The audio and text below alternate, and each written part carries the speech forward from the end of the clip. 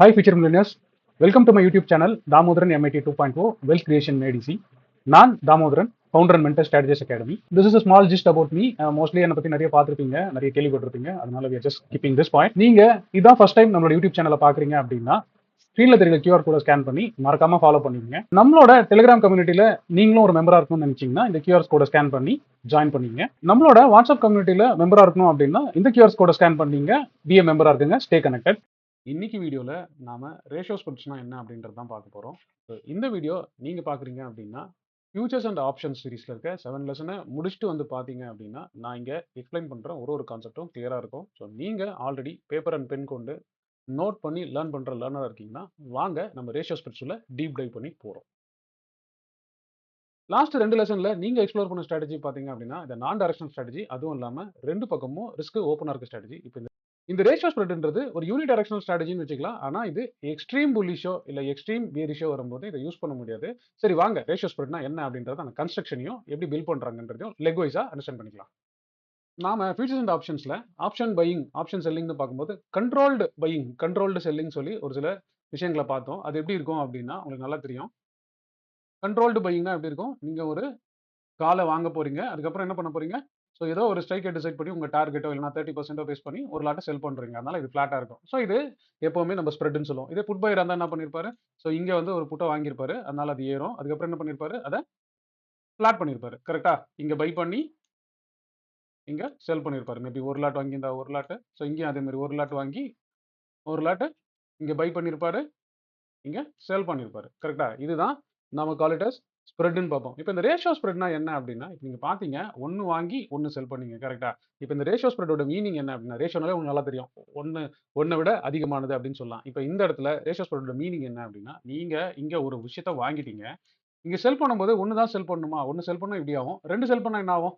ஆப்வியஸாக இதுக்கு அப்படியே வந்துருமா?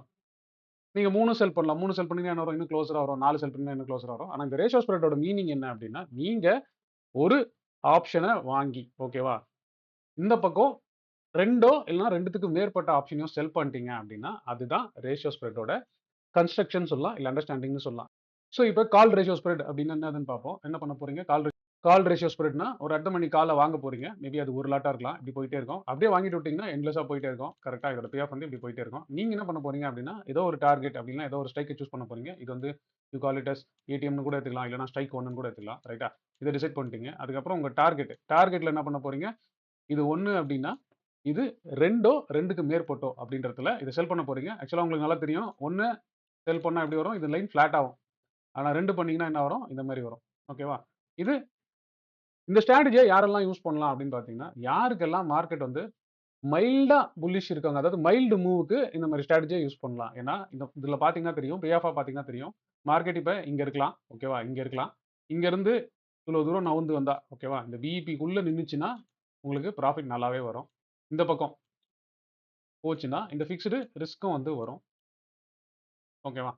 அதுக்கப்புறம் இதை தாண்டி போகும்போது நீங்கள் இந்த ரிஸ்க்கை அட்ரஸ் பண்ணணும் அப்படின்றது தான் இந்த ஸ்ட்ராட்டஜியோட கன்ஸ்ட்ரக்ஷன். ஸோ இன்கேஸ் இதே வந்து நம்ம இப்போ பார்த்தது கால் ரேஷியோ ஸ்ப்ரெட், இது வந்து எப்படி இருக்கலாம்? யார் இருக்கலாம்? புல்லிஷ்னு வியூ இருக்கோ, அதாவது மைல்டு புல்லிஷ்னு வியூ இருக்கோ அவங்க இதை பண்ணலாம். இன்கேஸ் நீங்க அப்போ யாருக்கெல்லாம் மைல்டு பியரிஷ்னு இருக்கோ அவங்க என்ன பண்ணலாம் அப்படின்றதையும் பார்ப்போம்.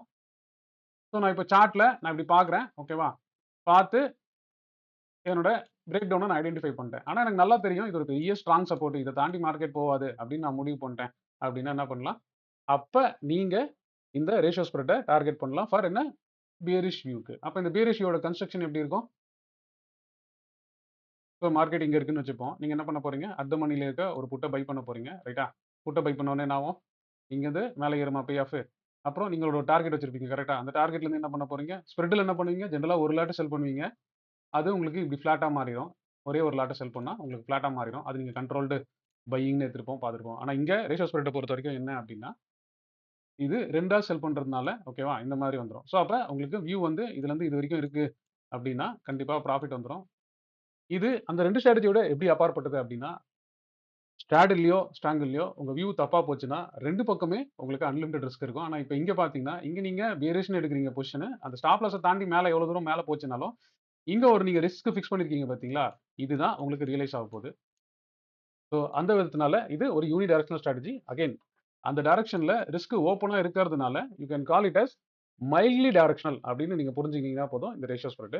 வாங்க நம்ம ஆஸ் யூஷுவலா நம்மளோட ஸ்டாக் மார்க்ல இதை எப்படி பில் பண்றது, இதை எப்படி டீடைல்டா புரிஞ்சுக்கிறது in terms of payoff அப்படின்னு பார்ப்போம். நான் ஸ்டாக் மார்க் ஓப்பன் பண்ணிட்டேன். அதே மாதிரி பில்டர்ன்ற ஃபீச்சருக்கு வந்துட்டேன். ஆஸ் யூஷுவல் ஃபர்ஸ்ட் நம்ம ஸ்டாக்கை பார்ப்போம். ஸோ ஸ்டாக்னாலே நம்மளோட ஃபேவரட் டிஎம்டிவி தான் நான் இருப்பேன். ஸோ இதில் இப்போ இந்த கால் இப்போ உங்களுக்கு வந்து ஒரு மைல்டு புல்லிஷ் பொசிஷன் இருக்குது. ஸோ மைல்டு புல்லிஷ்னா என்ன அர்த்தம், மார்க்கெட் வந்து இந்த மாதிரி இருக்குது, ரைட்டாக டிப் ஆகிட்டே இருந்திருக்கு, நல்ல டிப் ஆகிட்டே இருந்திருக்கு. உங்களுக்கு வந்து என்ன வந்து ஒரு பெரிய பை நீங்கள் ஐடென்டிஃபை பண்ணிட்டீங்க. ஓகேவா, இப்போ இங்கேருந்து இதை தாண்டி போகாது அப்படின்னு டிசைட் பண்ணுறீங்க அப்படின்னா ஓகேவா, இது நீங்கள் டார்கெட்னு வச்சுக்கலாம், இல்லைனா வந்து நீங்கள் ஹை ரெசிஸ்டன்ஸ்னு வச்சுக்கலாம். அப்போ இங்கே என்ன பை பண்ணுறீங்க, இந்த ரெசிஸ்டன்ஸ்குள்ளே இருக்குது இல்லை இந்த டார்கெட்குள்ளே நிற்கும் அப்படின்னும் போது நீங்கள் டிசைட் பண்ணிட்டீங்க. அப்போ இது வந்து என்ன பண்ணலாம், இப்போ இதுதான் வந்து 310 அப்படின்ற, இப்போ 317 இருக்கா அப்படின்னா 317 தான் என்னோட பையிங்கு. என்னோட டார்கெட் வந்து 340 நான் டிசைட் பண்ணுறேன். அப்போ இதுக்குள்ளே நிற்க போகுதுன்னா என்ன பண்ணணும், அந்த கன்ஸ்ட்ரக்ஷன் என்ன அப்படின்றத நம்ம ஸ்டாக் மார்க்லேயே பார்த்துக்கலாம். ஸோ நான் எப்பவுமே சொல்கிற மாதிரி தான் 30th மார்ச், ஏன்னா இன்னைக்கு வந்து 25 டேட்டு. ஸோ அதனால 30th மார்ச் நம்ம எப்பவுமே பண்ண மாட்டோம். ஸ்டாக்கை பொறுத்த வரைக்கும் 1 மந்த் கம்ப்ளீட்டாக இருக்க மாதிரி பண்ணுவோம். அப்போ ஏப்ரலில் வந்து என்னன்னு பார்ப்போம்.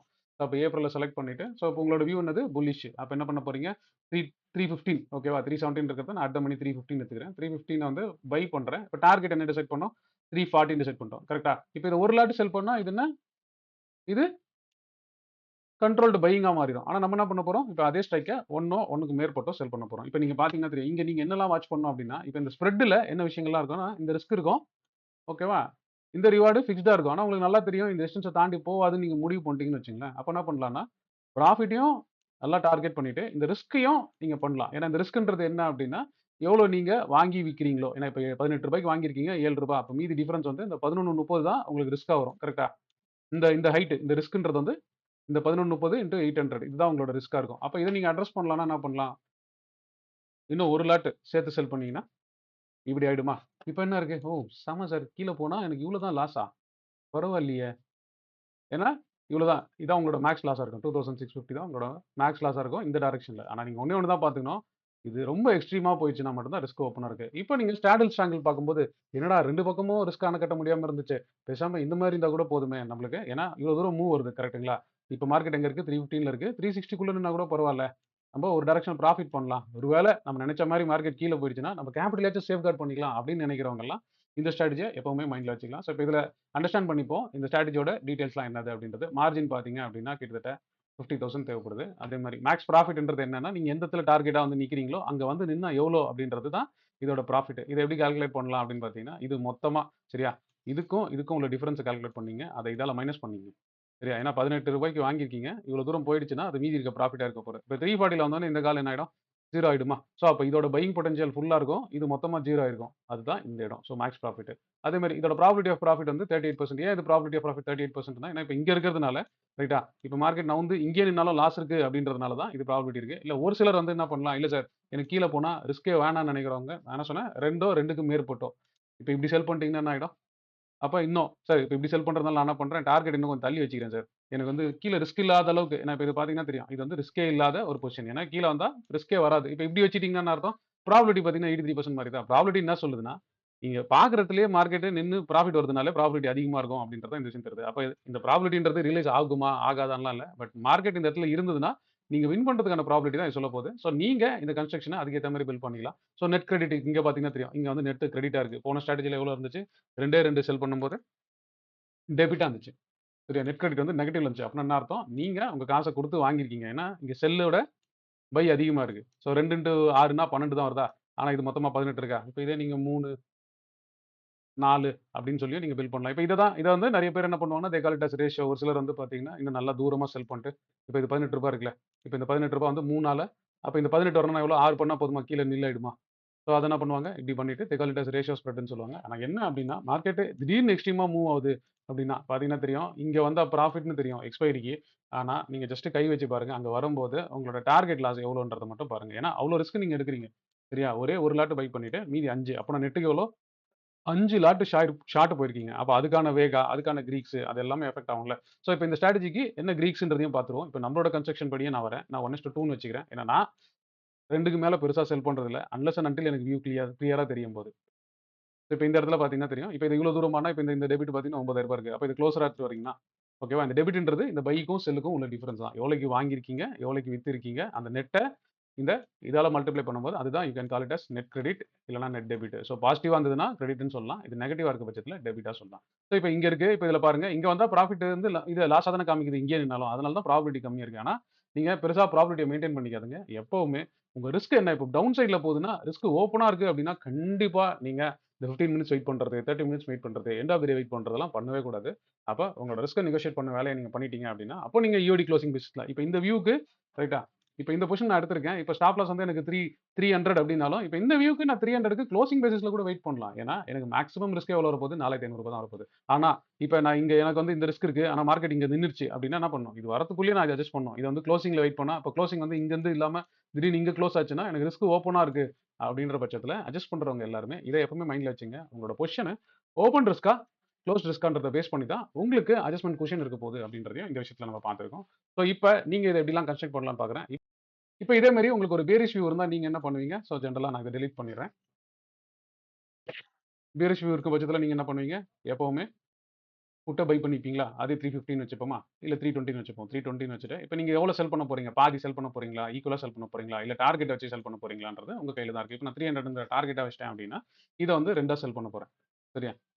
ஸோ இப்போ இதை 2ஆ செல் பண்ணிட்டா என்ன ஆச்சு? இப்போ இதில் பார்த்தீங்கன்னா தெரியும். இதில் நான் 15 ருபீஸ்க்கு தான் வாங்கினேன். ஆனால் 7.8 இன்டு 2ன்றப்போ என்ன வந்துச்சு? எனக்கு கிட்டத்தட்ட 15க்கு மேலே வந்ததுனால தான் எனக்கு இந்த இடத்துல வந்து நெட் கிரெடிட் பாசிட்டிவாவே வந்துச்சு. இப்போ இது மாதிரி வேண்டுமா வேணாமா நீங்க டிசைட் பண்ணிக்கலாம். இப்போ நான் ஒருவேளை சரி இல்ல சார், நான் எனக்கு வந்து மேலே போனா எனக்கு லாஸ் எனக்கு ஒத்துக்க முடியாது அப்படின்னா இந்த ஸ்ட்ராட்டஜி நீங்க எடுத்துக்கலாம். பட் இது வழியா நீங்க என்ன பண்ண போறீங்கன்னா இந்த டாட்டட் லைனை விட்டு கொடுக்க போறீங்க. இப்போ இதே பாருங்க, நான் தள்ளி போடுறேன். இந்த ஸ்ட்ரைக் இல்லாம ஓகேவா? சும்மா இப்படி வச்சுக்கிறேன். 290ன்றத வச்சிருக்கேன். அப்போ இந்த டாட்டட் லைன் எப்படி இருந்துச்சு? ஃபர்ஸ்ட் எப்படி இருந்துச்சு? இப்படி பப்பரப்பான்னு கீழ இருந்ததா? இப்போ பாருங்க இது பொறுமையா கீழ இருக்கா? அப்போ நீங்க என்ன பண்ணலாம்? இந்த ரேஞ்ச் வர வரைக்கும் கூட இந்த டார்கெட் வர வரைக்கும் கூட பொறுமையா வெயிட் பண்ணலாம். ஏன்னா இந்த டாட்டட் லைன் இன்னைக்கு என்ன நடக்க போகுது ப்ராஃபிட்? ஏன்னா எக்ஸ்பைரிக்கு பார்க்குறவங்க இந்த சாலிட் லைனை ஃபாலோ பண்ணணும். பொசிஷனை எப்பப்போ பார்த்துட்டே இருந்து எம்டிஎம் என்ன சார், எம்டிஎம் என்ன சார்னு கேட்குறவங்க இந்த டாட்டட் லைனை தான் ஃபாலோ பண்ணணும். நான் முன்னாடி விஷயங்கள்லேயே சொன்னேன். ஸோ அப்போ அதை நீங்க கன்ஸ்ட்ரக்ஷனா எடுத்துக்கலாம். ஸோ இதோட பிரேக் ஈவன் இல்ல அப்படின்றத நீங்க இங்கே கன்சிடர் பண்ணிக்கலாம். உங்களுக்கு கால்குலேட் பண்ண தெரிஞ்சதுன்னா நான் அதையும் சொல்லியிருந்தேன். இந்த பைக்கு, இந்த டெபிட்டுக்கு எவ்வளோ கால்குலேட் பண்ண போறீங்க அப்படின்றதெல்லாம் பார்ப்போம். ஸோ இப்போ ஒருத்தர் என்னோட ஸ்டைல்ல இந்த ஸ்ட்ராட்டஜியை பார்க்கலாம் அப்படின்றதுக்கு முன்னாடி இந்த ரேஷியோ ஸ்ப்ரெட்டை கிளியரா அண்டர்ஸ்டாண்ட் பண்ணீங்க. நீங்க நோட்ல எழுதிக்க வேண்டிய விஷயங்கள் என்ன அப்படின்னா, இது ஒரு யூனி டைரக்ஷனல் ஸ்ட்ராட்டஜி. ஆனா மைல்டு யூனி டைரக்ஷனல் ஸ்ட்ராட்டஜி. ஏன்னா ஒரு சைடு ரிஸ்க் உங்களுக்கு காப்பாற்றப்படும். இன்னொரு சைடு நீங்க புல்லிஷ்னு நினைக்கிறீங்கன்னா எக்ஸ்ட்ரீம் புல்லிஷா போயிடுச்சுன்னா ரிஸ்க் ஓப்பனா இருக்கும். அங்க நீங்க உஷாரா இருக்கணும். ஏன்னா நீங்க என்ன பண்றீங்க, ஒரு புட்டை பை பண்றீங்க. இந்த டார்கெட்ல இதை தாண்டி போகாது அப்படின்ற ரீசன்னால என்ன பண்றீங்க, 2ஆ செல் பண்றீங்க. அதுதான் இந்த ரிஸ்கா இருக்க போது உங்களுக்கு இந்த ஸ்ட்ராட்டஜில. ஸோ இது நான் என் ஸ்டைல்ல எப்படி பண்றேன் நிஃப்டில அப்படின்றத பார்ப்போம். ஸோ அதே மாதிரி தான் நம்ம எப்பவுமே வந்து கரண்டா இருக்க சீரிஸ்ல ப்ளே பண்ணாதீங்க. இண்டெக்ஸை பொறுத்த வரைக்கும் ஒரு 7 நாள் இல்ல 8 நாள் மினிமம் இருக்க ஸ்ட்ராட்டஜில எடுக்கிறீங்கன்னா ஓகே. இப்ப உங்களோட வியூ வந்து மைல்டு புல்லிஷ்னு வச்சுப்போமே. மைல்டு புல்லிஷ்னா என்ன அர்த்தம்? நீங்க எதிர்பார்க்குறீங்க ஒரு பிரேக் அவுட் வந்துருச்சு. ஆனா ஒரு டார்கெட்ல போய் நின்றோம். பெருசா அது தாண்டி போகாது அந்த டார்கெட்னு டிசைட் பண்ணிட்டீங்கன்னா. இந்த இன்டர்னல் டார்கெட்லாம் இருக்கலாம். ஒருவேளை நீங்க டிசைட் பண்றீங்க இந்த டார்கெட்ட தாண்டி மார்க்கெட் பெருசா போகாது. ஏன்னா இதுக்கப்புறம் வந்து மார்க்கெட் பிரேக் எடுக்கும். இல்லைன்னா அது வந்து ரெசிஸ்டன்ஸா ஃபார்ம் ஆகி வந்துரும் அப்படின்னு நினைச்சீங்கன்னா, நீங்க என்ன பண்ணலாம்? இந்த இடத்துல இந்த கால் ரேஷியோ ஸ்ப்ரெட்ட எடுக்கலாம். என்ன பண்ணுவீங்க? இந்த ஸ்ட்ரைக்ல பை பண்ணுவீங்க. ரைட்? இந்த ஸ்ட்ரைக்க நீங்க எது டார்கெட் எத தாண்டி போகாதுன்னு நம்புறீங்களோ அத செல் பண்ணுவீங்க. அது என்ன 2ஓ இல்லன்னா 2க்கு மேலயோ நீங்க செல் பண்ணலாம். ஆனா அது என்ன ரிஸ்க் அப்படின்றதெல்லாம் நீங்க புரிஞ்சுக்க போறீங்க. இப்ப நான் 1:2 அப்படின்றத மட்டும் ரேஷியோ ஸ்ப்ரெட்டா வச்சு சொல்றேன். ஸோ இப்போ இங்க நான் புல்லிஷ் மைல்டு புல்லிஷ்ன்னு இருக்க பட்சத்துல நான் என்ன பண்ணுவேன்? 22, 23, 300 வந்து வாங்கிப்பேனா? அப்புறம் இப்ப பாருங்க, இப்போ ஜெனரலா வாங்குனா என்ன ப்ராப்ளம்? ஆப்ஷன் பையருக்கு இது ஒரு ப்ராப்ளமா? ஸ்ப்ரெட்ன்னு போட்டு என்ன பண்ணணும்? ஒரு டார்கெட்ல ஒரே ஒரு செல் பண்ணி அத ஒரு சொல்யூஷன் ஆக்கணுமா? இப்போ என்ன ப்ராப்ளம்? அப்ப திரும்பி இப்போ ஒரே ஒரு செல் பண்றேன். என்ன டார்கெட்? 400 பாயிண்ட் டார்கெட்னு வச்சுப்போமா? 23னா 23,700 வரும்னு வச்சுப்போமா? அப்ப அத செல் பண்றேன். இது என்னாச்சு? இது வெறும் ஸ்ப்ரெட் ஆச்சா? இப்ப இந்த ஸ்ப்ரெட்லயும் என்ன பீப்பிள்க்கு என்ன ப்ராப்ளம் இருக்குன்னா, என்ன சார் இவ்ளோ ரிஸ்க் இருக்கு. திடீர்னு தப்பா போயிடுச்சுன்னா இவ்ளோ வேல்யூவா குடுக்குறது. ப்ராஃபிட்டே எனக்கு ரூ. 10,000 தான் வருது. ஆனா இத பொறுத்தவரைக்கும் நான் பெருசா ரியலைஸே பண்றதில்ல. ஆனா திடீர்னு எனக்கு போம்போது மட்டும் எனக்கு ஏதாவது குடுங்க. கொஞ்சம் கம்மி பண்ணிக்கிறதுக்கு வழி சொல்லுங்க அப்டின்னா என்ன அர்த்தம்? இது டெபிட் கரெக்ட்டா? இந்த டெபிட்ட கிரெடிட் வழியா தான் சரி பண்ண முடியும்ன்றதுனால நான் என்ன பண்றேன்? ஓகே. இப்டின்னு சொல்லி செல் பண்ணிர்றேன். இப்ப என்ன சார் இப்டி ஆயிடுச்சு? ஓகேவா? பரவாயில்லையே! கீழ போனா எனக்கு வந்துருச்சே! நல்ல ப்ராஃபிட்டும் இருக்கு. ஆனா என்ன சார், நான் வந்து மைல்டு புல்லிஷ் தானே சொன்னேன் அப்டின்னா, அப்ப நீங்க என்ன பண்ணலாம்? இந்த விஷயத்த இப்ப இத எப்படி சரி பண்ணலாம் அப்டின்னா, ஜெனரலா இது கிரெடிட்டா எடுக்காதீங்க. இது கிரெடிட் எடுத்தாலே இந்த டாட்டட் லைன் இப்படி தான் வரும். அப்ப இது டெபிட் இல்லன்னா நில்லுன்னு கூட வச்சுக்கங்க. நில்லுன்னா என்ன பண்ணணும்? இது வந்து எவ்வளோ? 470 இருக்கா? அப்பன்னா என்ன? அத டிவைட் பை 2 எவ்வளோ மல்டிப்ளை எவ்வளோ வந்து எத்தன எக்ஸ்ட்ரா செல் பண்ண போறீங்களோ, சரியா? இது 1 பை பண்ணி இது 2ஆ செல் பண்ண போறீங்களே, இந்த வேல்யூவ இதால டிவைட் பண்ணீங்க. அப்ப 460 இல்ல 470ன்னு வச்சுப்போமா நம்மளோட கால்குலேஷனுக்கு. பை 2ன்னா என்ன வரப்போகுது? 235 வருமா? அப்ப 235லேருந்து 230க்குள்ள இருக்கிற ஆப்ஷன நீங்க செல் பண்ணீங்கன்னா கூட போதும். அப்ப இதுல நான் பார்க்குறேன். 235ன்றது எங்க இருக்கு? 235 எக்ஸாக்ட்டா இல்ல. நான் கொஞ்சமா கிரெடிட் வரும்னா, நான் இத மாத்திக்க போறேன். 23,800 அப்படின்றத செலக்ட் பண்ணீங்கன்னா போதுமா? இப்ப நான் இத இது வழியாவும் மாத்திக்கலாம். இப்ப பாருங்க. இப்ப என்னாச்சு? இப்ப இந்த ரிஸ்க் நில்லே ஆயிடுச்சா? Super sir. பரவாயில்லையே எனக்கு தப்பானாலும் ஓகே. ஆனா மைல்டா புல்லிஷா இருந்தா, இப்ப இதுல பார்த்தீங்கன்னா தெரியும். 2 செல் பண்ணியிருக்கிறதுனால, கிரீக்ஸா பாருங்க இது என்னதுன்னு. இப்ப இதுல கிரீக்ஸ்ல எப்படி இருக்கு? ஆக்சுவலா பார்த்தீங்கன்னா, டெல்டா வந்து மோஸ்ட்லி நியூட்ரலா இருக்கும். அப்புறம் போக போக தான் ப்ராஃபிட்டா மாறும். ஸோ இது ஸ்லைட்டா நெகட்டிவ்ல இருக்கிறதுனால தான் உங்களுக்கு கீழ போனாலும் ப்ராஃபிட் வருது. ஸோ தீட்டா வந்து ஓகே சார் பரவால்ல. கொஞ்சம் பாசிட்டிவா இருக்கு.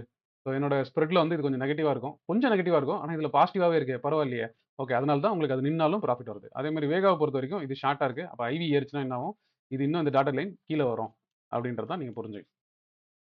இப்ப இது உங்க வியூ பியரிஷா இருக்கு அப்படின்ற பட்சத்துல நீங்க என்ன பண்ண போறீங்க? ஸோ நான் இந்த லெக் எல்லாம் டெலீட் பண்ணிற போறேன். ஓகேவா? டெலீட் பண்ற போறேன். நான் என்ன பண்ண போறேன்? இத பை பண்றேன். ஸோ இது இப்ப நீங்க சொல்லுங்க உங்களுக்கு எவ்வளோ டெபிட் வேணும்னு நீங்க டிசைட் பண்ணீங்க. இப்ப இது எவ்வளோ இருக்கு? மொத்தமா ஆப்ஷன் பையிங்கா இருந்தா ரூ. 27,000 வாங்கியிருக்கீங்களா? இது என்ன? பாதியா செல் பண்ண போறீங்களா? இல்ல முழுசா இந்த டெபிட்ட நில் பண்ண போறீங்களா? நீங்க டிசைட் பண்ணீங்க. வியூ தப்பா வர பட்சத்துல. இப்ப நான் என்ன சொல்றேன்? இப்ப எனக்கு வந்து புட் சைட்ல வந்து எப்பவுமே டெபிட் இருக்கிறது நல்லது. ஏன்னா மார்க்கெட் கீழ போச்சுன்னா, டாட்டட் லைன் வந்து கண்ட்ரோல்டா இருக்கும். இப்ப நான் என்ன பண்றேன்? அப்ப 420ன்னு இருக்கா? 420னா 210 செல் பண்ணலாமா? நான் என்ன சொல்றேன் 210லாம் செல் பண்ண வேண்டாம். நம்ம ஒரு 175 இல்லன்னா 190 அப்படின்றத செல் பண்ணணும். இப்ப அப்படி பார்த்தீங்கன்னா என்ன வரும்? 2 லாட் செல் பண்ணீங்கனாலும் டெபிட் இருக்கும்.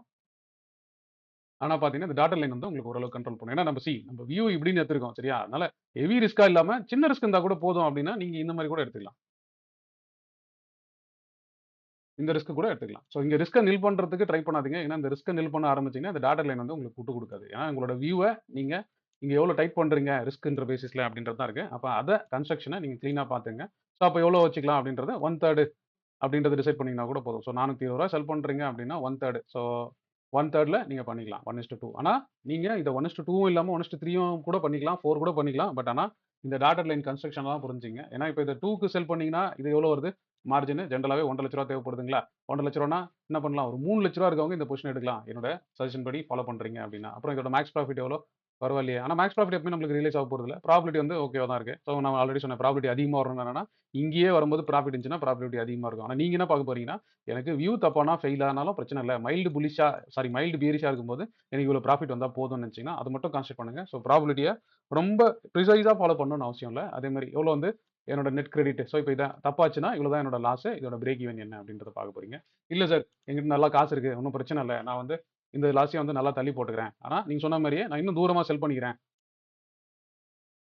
ஓகேவா? 22ல செல் பண்ணிக்கிறேன். ஆனா என்ன பண்றேன், 2க்கோ இல்ல மேற்பட்டோ வந்து செல் பண்றேன். நீங்க அதிகமா செல் பண்ணும்போது என்ன ஆகும்னா, நீங்க பார்த்தீங்கன்னா தெரியும். இங்க மார்ஜின் ஏறிட்டே இருக்கும். ஏன்னா, அடிஷனலா எவ்வளோ செல் பண்றீங்களோ, அதுக்கான மார்ஜின் உங்களுக்கு லாக் பண்ணுவாங்க. இப்ப இது பார்த்தீங்கன்னா, சார் இவ்வளோ தூரம் வருமா? பரவால்ல. ஆனா கூட இங்கேயே நிக்குது. பரவாயில்லையே. ஆனா நீங்க டாட்டட் லைன் இப்ப நாளைக்கே மார்க்கெட் இங்க போச்சுன்னா என்ன வரும்?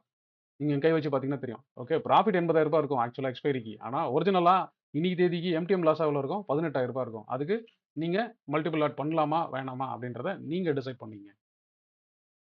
ஸோ இந்த ரேஷியோ ஸ்ப்ரெட்டோட கடைசி பார்ட்டுக்கு வந்துட்டோம். ஸோ இங்க நீங்க ஒரு நல்ல லேர்னரா இருந்தா, உங்க நோட்ஸ்ல என்ன எழுதி வச்சிருப்பீங்க அப்படின்றத திரும்பி ஒரு தடவ பார்த்துங்க. இந்த ரேஷியோ ஸ்ப்ரெட்ன்றது ஒரு யூனி டைரக்ஷனல் ஸ்ட்ராட்டஜி. ஸோ இது யூனி டைரக்ஷனல் ஸ்ட்ராட்டஜினாலும், இது வந்து ஒரு மைல்டு புல்லிஷ் இல்லன்னா மைல்டு பியரிஷ். இத எத எப்படி மீன் பண்ணலாம்? நீங்க எந்த சைடு மார்க்கெட் போகுதுன்னு நம்புறீங்களோ, அந்த சைடுக்கு ஒரு காலையோ, இல்ல ஒரு புட்டையோ பை பண்ண போறீங்க. ஸோ வியூ புல்லிஷா இருந்தா கால பை பண்ணியிருக்க போறீங்க. என்ன பண்ண போறீங்க? டார்கெட்ல 2ஓ இல்லன்னா 2க்கு மேற்பட்டோ இருக்கிற கால செல் பண்ண போறீங்க. இதே பியரிஷ் வியூவா இருந்தா என்ன பண்ண போறீங்க? ஒரு புட்ட பை பண்ண போறீங்க. உங்களோட டார்கெட்ல 2ஓ 2க்கு மேலேயோ இருக்க புட்ட செல் பண்ண போறீங்க. இங்க நல்லா நோட் பண்ணீங்க. இங்க ரிஸ்க் உங்களோட டைரக்ஷனல் பக்கா ரைட் ஆவுது. நீங்க ஒரு 300 பாயிண்ட் மேல போகும்னு நினைக்கிறீங்க நாளைக்கு. இல்ல 400 பாயிண்ட் மேல போகும்னு நினைக்கிறீங்க மொத்தமா இந்த வாரத்துக்கே அப்படின்னா, திடீர்னு நாளைக்கு காலையில 1200 பாயிண்ட் ஓப்பன் ஆகுது அப்படின்னா, அப்போ இது ரிஸ்க்க தான் வர வைக்கும்ன்றதுனால, இந்த ரேஷியோ ஸ்ப்ரெட்ட எப்படி கன்ஸ்ட்ரக்ட் பண்ணலாம்னு நினைக்கிறவங்க, இந்த ஒரு விஷயத்த இதோட நெகட்டிவா நோட் பண்ணிட்டு, கன்ஸ்ட்ரக்ஷன் ஸ்டேஜ்லயே இத அட்ரஸ் பண்ண ட்ரை பண்ணிட்டீங்கன்னா, உங்களோட ரிஸ்க் ஈஸியா இருக்கும் அப்படின்றத தான் பார்ப்போம். ஸோ இந்த வீடியோ மூலியமா உங்களுக்கு என்ன தெரியுது அப்படின்னா, ஒரு பேசிக் ஸ்ட்ராட்டஜி எடுக்குறோம். அதோட என்ன இஷ்யூஸ்ன்னு ஐடென்டிஃபை பண்றோம். நீங்க நல்லா நோட் பண்ணீங்கன்னா தெரியும். நம்ம ஃபர்ஸ்ட் பையிங்ல என்ன பிரச்சனை இருக்குது, அத அட்ரஸ் பண்ண ஸ்ப்ரெட்ன்னு எடுத்துட்டு வந்தோமா, இப்ப ஸ்ப்ரெட்லயும் ஒரு பிரச்சனை இருக்கா, ரொம்ப டெபிட் ஜாஸ்தியா இருக்குன்னு, அத சரி பண்றதுக்கு என்ன பண்றோம், ரேஷியோ ஸ்ப்ரெட்ன்னு we can call it as. அதனால இந்த ஸ்ட்ராட்டஜிஸ் எல்லாமே பார்த்தீங்க அப்படின்னா, நீங்க ஏதோ ஒரு விஷயத்த பண்ணும்போது, உங்களுக்கு என்ன விஷயம் ப்ராப்ளமா இருக்கு, அத அட்ரஸ் பண்ணீங்கன்னா, அதுதான் ஸ்ட்ராட்டஜி. ஸோ இனி வரும் வீடியோக்கள்ல ஃபர்தரா அடுத்த ஸ்ட்ராட்டஜிஸ பார்ப்போம். So keep learning. இந்த ஸ்ட்ராட்டஜி உங்களுக்கு புரிஞ்சிருக்கு, இல்ல இதுல உங்க நோட்ஸ் எழுதி வச்சுங்க. அதே மாரி உங்களோட அண்டர்ஸ்டாண்டிங் என்னன்றதையும் இந்த கமெண்ட்லயும் போட்டுருங்க. அடுத்த வீடியோல பார்ப்போம்.